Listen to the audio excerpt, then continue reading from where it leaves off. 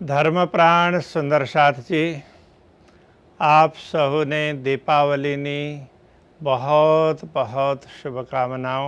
દીપાવલી પ્રકાશનો પર્વ, વિજયનું પર્વ। ભગવાન શ્રી રામ અધર્મ ઉપર વિજય પ્રાપ્ત કરીને જ્યારે અયોધ્યા પરત આવે છે, એમના સ્વાગત માટે દીપકો પ્રજ્વલિત કરીને આખા શહેરને ખૂબ અજવાસથી ભરેલ બનાવવામાં આવેલ। એ જ પ્રસંગને ધ્યાનમાં રાખીને આપણે પ્રતિવર્ષ દીપાવલી મનાવીએ છીએ। આજે આપણે દીપાવલીના પર્વને ધર્મ અને સંસ્કૃતિના આધારે ખૂબ મહત્વપૂર્ણ પર્વ માનીએ છીએ। દીપાવલીના સમયમાં લક્ષ્મી પૂજન પણ થાય। આપણે ગુજરાતમાં તો ચોપડાઓનું પૂજન પણ એ જ સમયમાં કરીએ છીએ। એટલે આ બધા જ પ્રસંગો એક સાથે આવે છે। દીપાવલી આપણા માટે ખૂબ મહત્વપૂર્ણ છે। આપણે ખૂબ ઉમળકાથી, હૃદયના ઉમળકાથી દીપાવલીના પાવન પર્વને ઉજવીએ। આપને એ પણ જણાવું કે આપણી દીપાવલી જો સ્વદેશી બને તો કેટલું સારું રહે।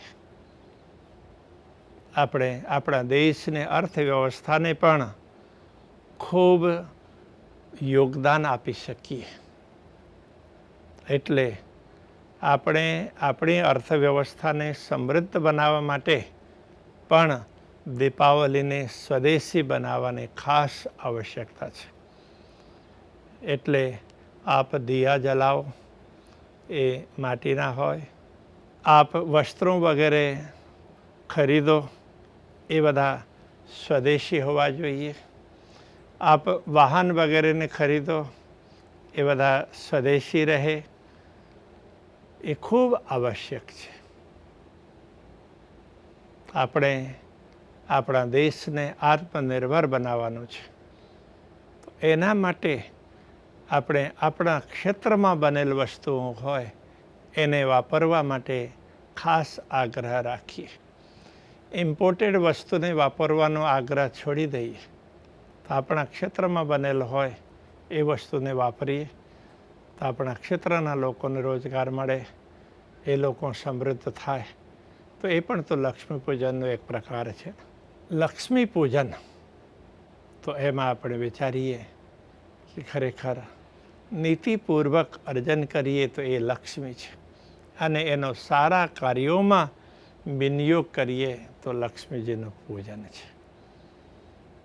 આપણે હંમેશા પ્રસન્ન રહીએ, હંમેશા આનંદિત રહીએ અને લક્ષ્મીજીનો ઉપયોગ સારા કાર્યોમાં કરીએ તો આપણા માટે તો હંમેશા આખું જીવન જ દીપાવલી રહેવાનું।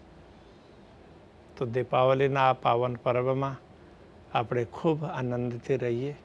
એમાં એક વસ્તુ આપણે ધ્યાન રાખવા જેવી છે। અત્યારનો સમય છે જરા વિકટ છે, એટલે આપણે સાચા કાર્યને સાથ આપવાનો, સાચા લોકોને સાથ આપવાનો, સરકારને સાથ આપવાનો, સરકારની સાથે રહેવાનું, એ ખૂબ આવશ્યક થયું છે। હા, ખાનપાનમાં સુધારો અવશ્ય કરીએ। ખાનપાન બગડવું ના જોઈએ, રહન સહન બગડવું ના જોઈએ।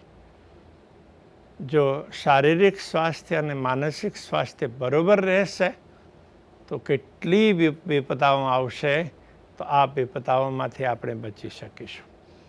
એની સાથે પૂર્ણ બ્રહ્મ પરમાત્માની ભક્તિ એ આપણે ચોક્કસ કરીએ કે એમનો આશ્રય આપણે ચોક્કસ લઈએ, એમના આશ્રયમાં જ છીએ એવો ભાવ આપણે રાખીએ, તો સારા કર્મો કરીએ।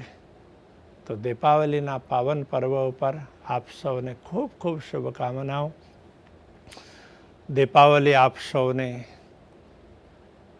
ખૂબ સુખ સમૃદ્ધિ આપે, શાંતિ આપે અને ભક્તિમાં વધારો કરે।